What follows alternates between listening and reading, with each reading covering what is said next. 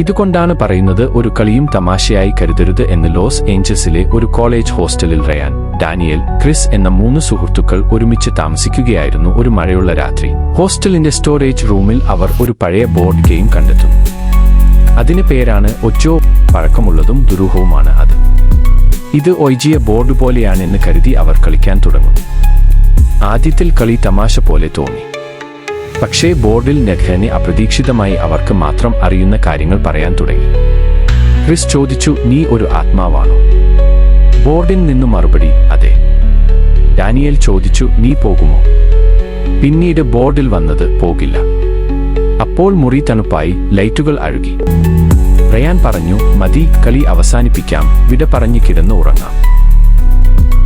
നീ ഇനി വിട പറയില്ല. അന്നത്തെ രാത്രി ക്രിസ് കിടപ്പുമുറിയിൽ മരിച്ച നിലയിൽ കണ്ടെത്തപ്പെട്ടു. ഭയാനകമായ മുഖഭാവം, കണ്ണുകൾ തുറന്ന നിലയിൽ. അടുത്ത ദിവസം ഡാനിയേൽ ഒടുങ്ങിപ്പോയി. അച്ഛൻ പോലെ ബോധം നഷ്ടപ്പെട്ടു. ഒരുപാട് തവണ ഒജോ ഇപ്പോഴും ഇവിടെ ആണ് എന്ന് പറഞ്ഞ് ഭ്രാന്താവസ്ഥയിലായി. 2 ദിവസം കഴിഞ്ഞു, ഡാനിയേൽ കാണാതായി. ഇപ്പോൾ ഒരാൾ മാത്രം ബാക്കി, റയാൻ.